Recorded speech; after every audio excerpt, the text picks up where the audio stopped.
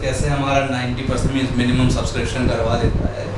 अगर minimum subscription हमने articles में लिख रखा है, आर्टिकल ऑफ एसोसिएशन में, कि हम अपना मिनिमम सब्सक्रिप्शन 90% से कम 80% रखना चाहते हैं, तो 80% मिनिमम सब्सक्रिप्शन होगा। अगर आर्टिकल में नहीं लिखा है तो 90% कंपनी एक्ट के रूल के अकॉर्डिंग चलेगा। तो यहाँ हमने एक ओवरव्यू देख लिया कि इन लोगों को पैसा चाहिए, इन्होंने 50 लाख रुपए शेयर इशू करके ले लिए, सब कुछ ले लिए। 15 लाख का डिवेंचर भी इशू कर दिया। डिवेंचर एक टाइप से लॉन्ग टर्म लोन होता है, लॉन्ग टर्म बोरोइंग है। लोन भी हमारा लॉन्ग टर्म बोरोइंग है, लेकिन शेयर्स का पैसा जो है वो बोरोइंग की कैटेगरी में नहीं आता, वो ओड कैपिटल होती है, अपनी कैपिटल होती है। यहाँ 30 लाख इनका अपनी जेब का पैसा, 50 लाख का शेयर पब्लिक को बेच के पैसा लिया, 15 लाख का डिवेंचर, 5 लाख का लोन लेकर इन्होंने कर दिया अपना 1 करोड़ रुपए तैयार। इन्होंने बिजनेस शुरू किया और बिजनेस शुरू करके प्रॉफिट कमाया। 1 साल बाद प्रॉफिट हुआ। उस प्रॉफिट में से जो प्रॉफिट इन लोगों ने कमाया, उस प्रॉफिट में से ये शेयर होल्डर को भी रिटर्न जाएगा, डिवेंचर होल्डर को भी रिटर्न जाएगा, लोन को भी रिटर्न जाएगा। मतलब जहां से पैसा लिया है आपने, उन लोगों को कुछ ना कुछ पैसा वापस करेंगे, रिटर्न करेंगे। क्या रिटर्न करेंगे? लोन पे आप क्या देंगे? लोन पर देंगे इंटरेस्ट, इंटरेस्ट देंगे जी लोन पर, interest on loan. Debenture holder को क्या देंगे आप? इंटरेस्ट। बदले में आप उनका पैसा यूज कर रहे हैं, पब्लिक का पैसा यूज कर रहे हैं डिवेंचर्स का, बदले में इंटरेस्ट दीजिए, interest on debentures. Share holder को क्या देंगे? प्रॉफिट का हिस्सा जो शेयर होल्डर को दिया जाता है उसे बोलते हैं डिविडेंड। वो हिस्सा प्रॉफिट का जो शेयर होल्डर को दिया जाता है उसे बोलते हैं हम डिविडेंड। और ये केवल और केवल प्रॉफिट होने पर ही दिया जाता है। अगर लॉस हुआ है कंपनी को तो डिविडेंड नहीं दिया जाएगा। मतलब शेयर होल्डर जो लोग हैं जिन्होंने शेयर खरीदा है, वो प्रॉफिट कंपनी को हो रहा है तो उन्हें बदले में कुछ मिलेगा, कंपनी लॉस में जाएगी तो उन बेचारों को कुछ नहीं मिलेगा। लेकिन बैंक से जो लोन लिया है उसे इंटरेस्ट मिलेगा, डिवेंचर होल्डर को इंटरेस्ट मिलेगा, लॉस के केस में भी मिलेगा। मतलब प्रॉफिट होगा तो डिविडेंड मिलेगा, लॉस में डिविडेंड नहीं मिलेगा। लेकिन प्रॉफिट लॉस कुछ भी हो, आपको इंटरेस्ट तो देना ही देना है कंपनी को, इंटरेस्ट तो रिसीव होगा ही होगा।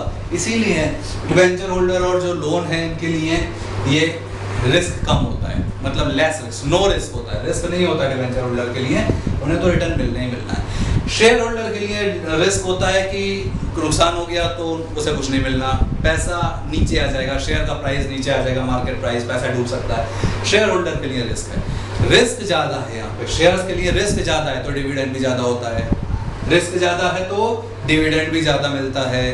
यहाँ रिस्क कम है, नहीं है रिस्क तो इंटरेस्ट कम मिलता है। जहाँ देखिए रिस्क से ही हमारा रिटर्न का सीधा सीधा लिंक है, रिस्क ज़्यादा रिटर्न ज़्यादा, रिस्क कम रिटर्न कम। तो अभी हमने आपको ये बताया कि अगर इन लोगों को शेयर इशू करना है तो सारा पैसा एक साथ नहीं मांगेंगे, ये टुकड़ों में पैसा बांट देंगे। Application, allotment, first call, final call, ये लिखा है इधर। ये पूरा जो प्रोसेस है ये स्कूल के एडमिशन की तरह है, कॉलेज का जो एडमिशन होता है उसकी तरह है जी पूरा प्रोसेस। सबसे पहले एडमिशन ओपन होते हैं, रजिस्ट्रेशन ओपन होते हैं। सपोज ऑनलाइन रजिस्ट्रेशन है, रजिस्ट्रेशन ओपन होते हैं, ऐसे ही ये भी अपना इशू करते हैं। आईपीओ बोला जाता है, जब कंपनी पहली बार शेयर इशू करती है उसे आईपीओ बोला जाता है जी, इनिशियल परचेज ऑफरिंग। ऐसे ही स्कूल कॉलेज भी अपने रजिस्ट्रेशन ओपन करते हैं, मतलब ऑफर दे रहे हैं पब्लिक को कि आइए और परचेज करिए, हमारे शेयर्स परचेज करिए, हमारे स्कूल में एडमिशन लीजिए। अब पब्लिक ने ऑनलाइन पैसा ट्रांसफर किया, यहाँ रजिस्ट्रेशन करवाया, तो जब ऑनलाइन पैसा ट्रांसफर किया, पहला बार पैसा ट्रांसफर किया, उसको बोलते हैं, सपोज आपने रजिस्ट्रेशन करवाया, यहाँ होता है एप्लीकेशन मनी, मतलब आपने एप्लीकेशन का पैसा दिया। अभी तक जब आप रजिस्ट्रेशन करवाते हैं स्कूल कॉलेज में तो आपको एडमिशन कंफर्म नहीं होता, आपको सीट अलॉट नहीं होती है, मतलब पैसा तो चला गया है लेकिन 100% गारंटी नहीं है कि एडमिशन मिलेगा ही मिलेगा। ऐसे ही यहाँ पैसा तो कंपनी के पास चला गया है लेकिन 100% गारंटी नहीं है कि शेयर्स मिलेगा ही मिलेगा। कुछ टाइम के बाद कॉलेज वाले लोग बोलते हैं कि भाई आइए अब आप आओ एडमिशन लो, अब आओ, कुछ टाइम के बाद बोला जाता है और एडमिशन लो, हम आपको सीट अलॉट कर रहे हैं। हम क्या कर रहे हैं? सीट अलॉट कर रहे हैं आपको, और एडमिशन के टाइम पे कुछ फीस भी दो हमें,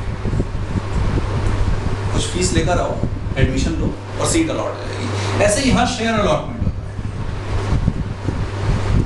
है। शेयर अलॉटमेंट मनी देता है शेयर होल्डर कुछ टाइम के बाद, 30 दिन, 20 दिन, 10 दिन, 40 दिन, 50 दिन, कुछ समय बाद, जब ये पैसा दिया उसके कुछ समय बाद कंपनी बोलती है कि अब हमें अलॉटमेंट मनी दो।